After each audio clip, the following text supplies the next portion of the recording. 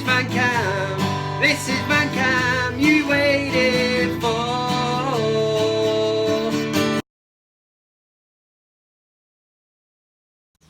That is pure bollocks, Steve. So you want me to look into a bottle of Lucozade and I'm going to see Eric Cantona's face? Give it here.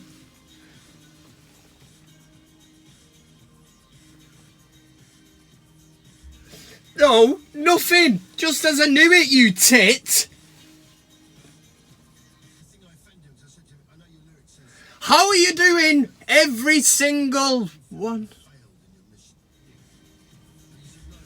No, nothing. Just as I knew it, you tit. I'll kill him. I will kill you, Steve! Fix up, look sharp. How are you, everybody? My name is Kev Ashford, and you are very, very welcome to this week's edition of the ManUtd VanCam. Oh, yes. So, the season is finally over. And one thing I want from you is your 5-word review on Manchester United's season. For me, it is thank fuck that season's over. That's 5. That gets you started. Get in the comments. I want your 5-word review summary of Manchester United's season since I last spoke to you, following that epic 1-1 draw against already relegated Huddersfield. We play already relegated bastard Cardiff and lose 2-0 at Old Trafford. Oh, disgraceful, man. Absolute disgraceful. I mean, show some pride in the shirt. I mean, these players have turned up, man. They might as well have had snorkels on, sombreros and flip-flops. They probably would have played better. That makes no sense at all. But what I mean is, these players were clearly... They couldn't have given the impression anymore that they're already on the jollies. Do you know what I mean? They're off to Magaluf. They're not off to Magaluf. They're off to Dubai and fancy fucking places like that. Spending the money that they took out of this club without giving anything back. Highlight of the season. What? Paris Saint-Germain. Yeah. What does it mean? It means nothing. We didn't go any further. We got dicked by Barcelona. This has been a really, really dog shit season. That's all I can summarise it as. Really, really bad. And the Cardiff match, you know what I mean? Already relegated Cardiff. Rock up at Old Trafford and take 3 points. And if the players have got the mindset here, you know, we can't finish any lower, can't finish any higher. Go and put on a performance, for fuck's sake, for the fans that have paid top money to turn up to watch that shit. You know, and then we've got Pogba being abused by fans in the Stretford end. I'll be interested to know your thoughts on that. Personally, I don't give a shit. Do you know what? If I was there, it wouldn't just be Pogba, there'd be a few others in the firing line. I see Phil Jones and Chris Smalling got down that tunnel fairly rapid. Do you know what I mean? They would have been first in the old firing line. I'd have been like, here's Jones. Phil Jones, you're fucking shit. What are you doing at this club? Smalling, sort your voice out. Yeah, we had too many chances. We didn't take our chances. Get out of this club, Pogba. You know, Martial, if I could have got at him. He played a few good games, gets his 5-year contract, and then he's back to normal. Looking not interested, not asked. So it's not just Pogba, and a lot of people were saying, oh, people weren't going on at Rashford, Lingard, because they're English, but because Pogba's French and all that. That's pure bollocks, that. And I'm not buying into this argument before anyone hits me with, oh, Pogba, he's our top scorer this year. Top assists. For me, that just shows you how shit we've been this year. Something like 7 or 8 of them goals were penalties. I know you still have to stick them in the back of the net and all that, but I'm not buying into them stats things. If Paul Pogba's been our best player this season, then that just shows how shit we are and where we're at the minute. That is more worrying than anything. Right, we have got loads coming up this week. We've obviously got the Big VanCam Debate, CockStroker of the Week, your comments. We're going to do it all. We're going to delve into it because this is the last proper VanCam of the season. I'd love to be able to say, it's party time. Let's, you know, be nice to have a cup final to look forward to. But we haven't got any of that. No, we haven't. Instead, we're just going to have to try and pick up the spirits, literally. And, yeah, we're going to have to just try and have the crack, literally, you know what I mean? We're going to have some kind of fun here tonight. So, as always, it is my job. So you lot, just sit back, pin back your ears, crack open the beers, and let's see if we can shed some light. And, you know what I mean? Laughter's the best form of therapy for me. So, join me as we delve straight into the first section of the show. We might as well do the Big VanCam Debate. Last week it was on the hashtag Unfollow ManUtd movement. So yeah, let's get in and see how you voted on this one. Did you do you think it will make a difference? Here we go with a thing called the Big VanCam Debate. The Big VanCam Debate. Okay, so this is the Big VanCam Debate. Now, last week's it was on this so-called movement of hashtag Unfollow ManUtd. This idea, the theory basically behind it is that if you unfollow ManUtd on their social media platforms of Facebook, Instagram, Twitter, plenty of fish, you know, all that kind of shit, that they're going to actually take notice. The Glazers will basically start shitting themselves. Cue the conference call with Ed Woodward. You know, what is going on, Ed? We're losing social media followers here. You know, the sponsors aren't happy, this, that. The Glazers then will say, we're selling up. Ed Woodward takes off to his bunker, sits in there playing James Bond 007 on his Nintendo 64. I don't know. This is what some people are expecting from this movement. Last week's question was, and I wasn't really for this at all, I've stated my case last week, do you think it will actually make a difference on following ManUtd on social media? There was loads of great comments. If you want to go back through them, check last week's video out. People arguing for, against. That's what I wanted, and that's exactly what I got. But what I can tell you, I've got the poll result. It's a simple yes or a no. Do you think it would make a difference? I can tell you the poll result this week because I've actually got it written on my hand. I can tell you that 87%, and just before I actually, you know, delve into this, let me just say, if you're an up-and-coming YouTuber, ManUtd YouTuber, you're in no better place basically to see a master at work and to see how things are going on. I mean, for Christ's sake, that, my friends, is preparation, isn't it? Yeah, that's how I roll. I can tell you that 87% of the vote said no. It will not make a difference to the Glazers and to Ed Woodward. So 87% of the people were behind me last week, or with what I was thinking. And yes, it was an interesting debate. We will have to see how this one goes over the summer. We'll have to look into it, see how many more followers they've lost. You know, will Ed and the Glazers be preparing to take off to the bunker to play on the Nintendo 64, Christ knows. This week's question is on Ole Gunnar Solskjaer. I need you now to think that Solskjaer was United's caretaker manager and actually never got the job full time. Yeah? This is what I want you to think. Because the question this week is, if Ole Gunnar Solskjaer hadn't got the job in between his little managing stint and given it full time, if the club had waited until the end of the season like they said they were gonna before they got giddy, like a lot of us, I'm not dissing that or anything, but they did say we'll wait till the end of the season, no decision will be made. Boom, another decision made by Woodward and the Glazers. But it's nothing to do with that. What I want to ask you is, after that Cardiff match, yeah, we lost it 2-0, let's just pretend, for argument's sake, that Ole Gunnar Solskjaer was still ManUtd's caretaker manager. Would you have given Ole Gunnar Solskjaer the full-time job? And I'm not knocking him. I love Ole Gunnar Solskjaer a bit. He's in my heart, like many of yous. I'm certainly not saying Ole out or any of that shit. Yeah, I know this sounds negative and that, but it's a question I want to ask you now. After seeing the way the season panned out, the way the players down tools a bit, just fucked about, would you have given Ole Gunnar Solskjaer the job full time? So at the end of the season, so it's a yes or a no. And as I say, always, every week, there is no sitting up on that fence. Fences, the majority of them are made from timber. What do you get in timber? Splinters, yeah? So if you sit up there, there's a bloody good chance that you're going to get a splinter in your ass. And my friends, have you ever got a splinter in your ass? Have you sat on the fence before? Well, I tell you something, I've had a splinter in my arse, and I'm not going to talk about it. It was a drunken night, yeah? It was in Fallowfield, early hours of the morning. Forget about it. It's not about me, this. What I'm saying is, if you get a splinter in your arse, yeah, how do you get it out? You can't see.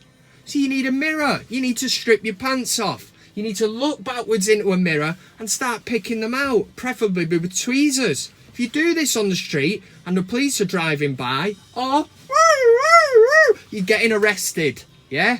Because you're not allowed to do that kind of stuff in the public eye. So make a decision, simple yes or a no. Would you have given it Solskjaer at the end of the season if he was still caretaker manager? Obviously, he is our manager. I back him. I really hope he gets rid of loads of players and gives the players that he decides to keep an almighty boot up the fecking arse. That, my friends, is a Big VanCam Debate. The Big VanCam Debate!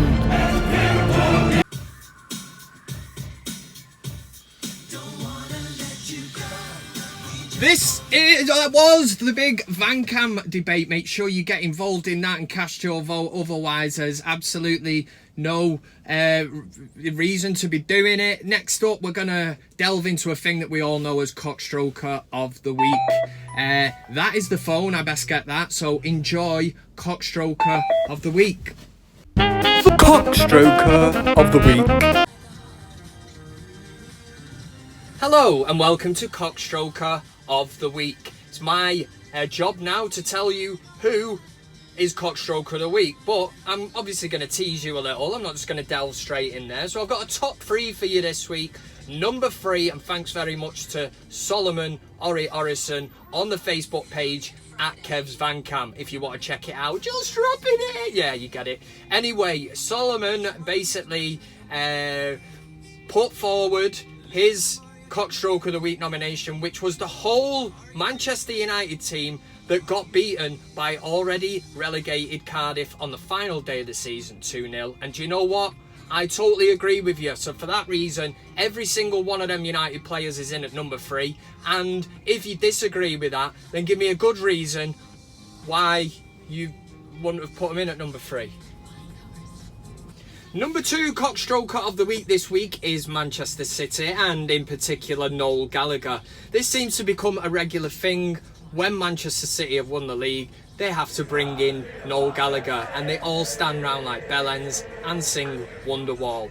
What gets me is, are they still going to be wheeling Noel Gallagher in, you know, in 30, 40 years time in his wheelchair and all singing this Oasis song just because he supports Man City? And it's debatable whether he does anyway. He only turns up when the trophies are getting handed out. I know a few knobheads like that. But yeah, they all stand round, they all sing Wonderwall. I mean, what next? You know, if United ever win the league again, Mick Hucknall in the changing rooms, everybody's singing. And while you're bringing Noel Gallagher in, you might as well just go for the full hog. Why didn't they get Curly Watts back? You know, bring him in. And Ricky Hatton with his boxing gloves on. They could have all did a bit of shadow dancing or something in the changing rooms. I don't know. Doesn't sit well with me, and for that reason, Man City and Noel Gallagher number 2.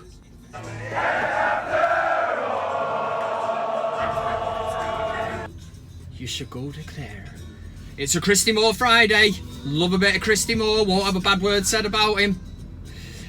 Number 1 this week, CockStroker of the Week, is an absolute corker. Just as Liverpool lost out only by a point, the media wanted Liverpool to win the league. Jurgen Klopp tries to rally the troops by coming out with some utter dog shit. Basically, Jurgen Klopp said, we might have lost the title by 1 point, but we were first and won the hearts of everybody in the country. Now, Jurgen, put them stupid teeth back in your head for a minute and listen to Big Kev.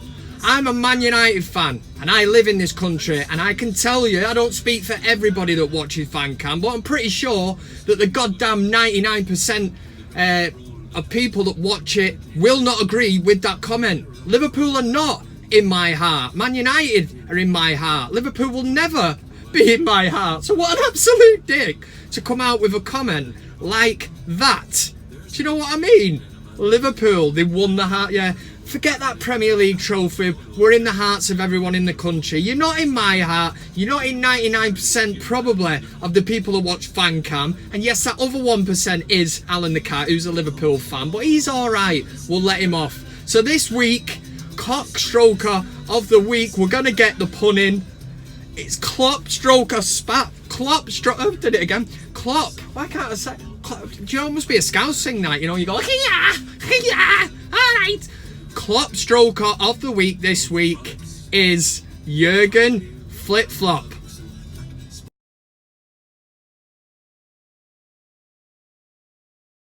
CockStroker of the week.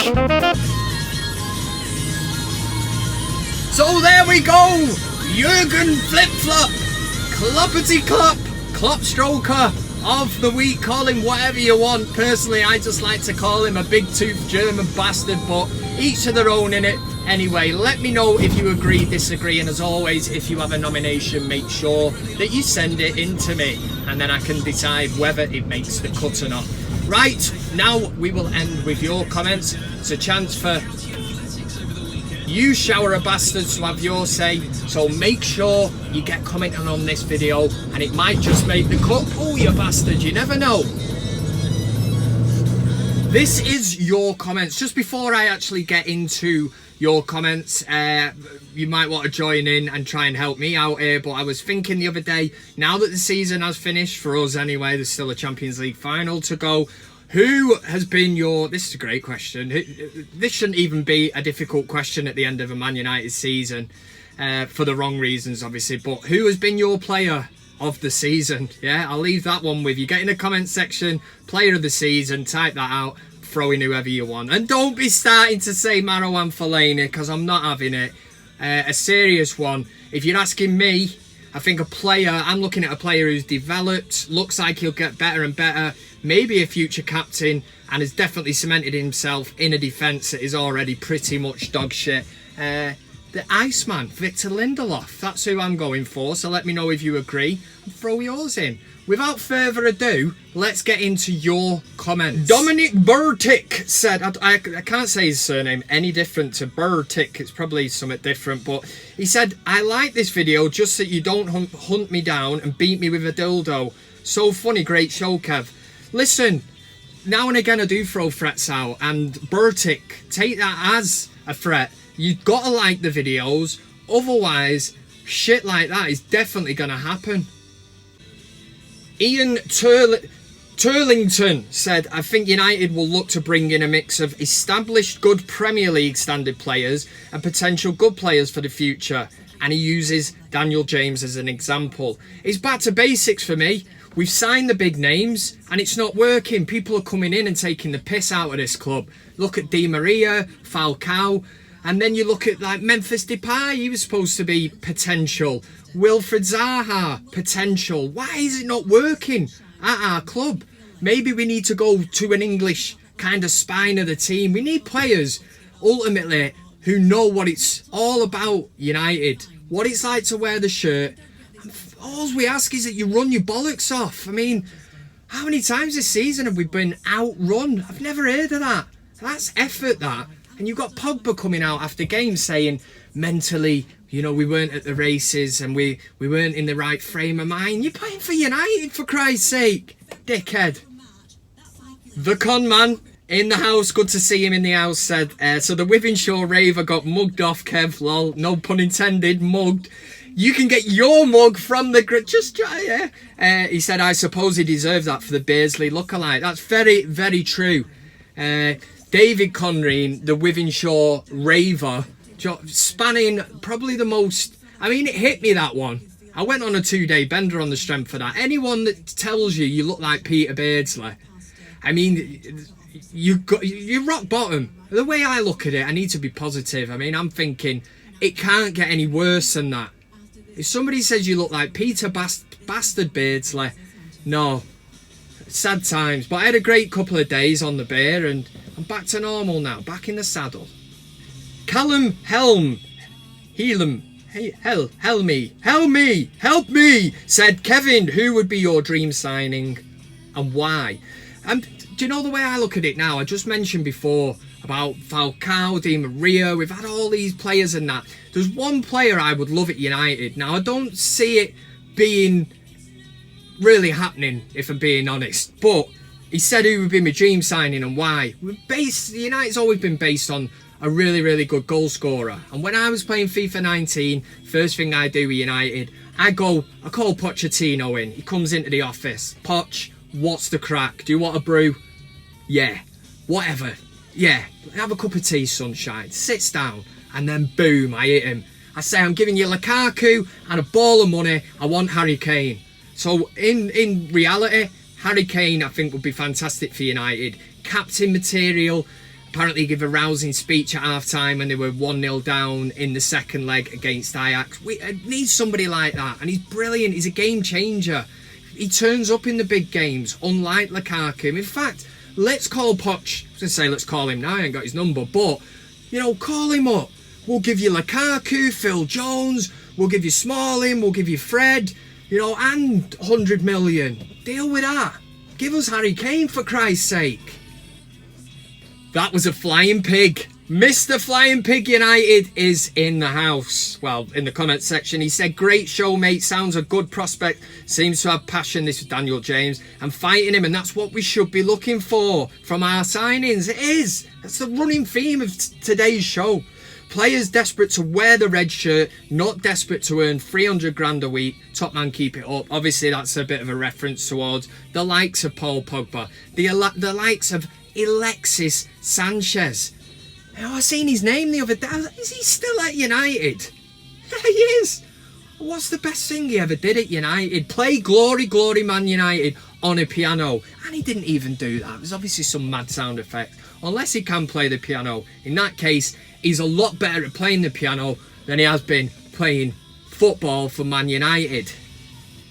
KVC said, not happy we're not in the final and you kept your beard. This was because somebody did say, and this was when we were all getting well giddy, man. When we beat PSG, KVC did actually say, if we make the final, will you shave the beard? I said, I'll do anything, man. I'll shave my ball bag, my head, the lot. I'll go proper for the wax and all that. He said, I just hope them Scouse twastards fail again in the final for a consolation prize.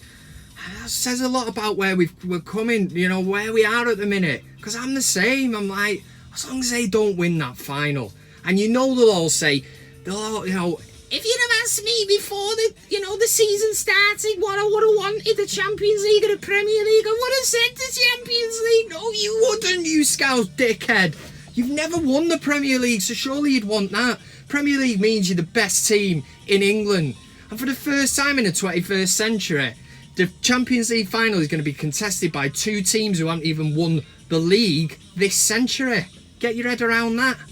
Paul Gardner from the United Stand. All right, mate, long time no see. Said, Kev, I am in awe at the depth of your vocabulary. Using big words like hierarchy. I did actually rip that out last week. I was proper impressed with myself. But can you spell hierarchy? Of course I can. I'm going to do it now, like. He said, side note, there's never been an episode yet where I haven't laughed. Absolutely brilliant. P.S. My missus said we should invite you to our wedding for entertainment. Congratulations. Hope you have a really good day. And maybe I could be there. Do you know, I'm only a text away or whatever. And I've always said I'm available. Kids' parties, funerals, weddings, whatever. Kev's there. I can do a bit of MCing. I can do Dizzy Rascal, you know, Dr. Dre, anything, all the way through to like the Beach Boys or something like that. But yeah, give me a shout on that. I'm pretty sure I won't hear from you. But in the description of this video is the link to the podcast that Paul does, Paul and Ash. Really good. Been on it once before. Hopefully get back on it again. So if you want to listen to that, you get in the description and you just click. The links are there, man. And then we end with a comment from VanCam regular Adrian Smith, who believes that this person is, and I quote, I can't do it with two hands because I'm driving, safety first, my double.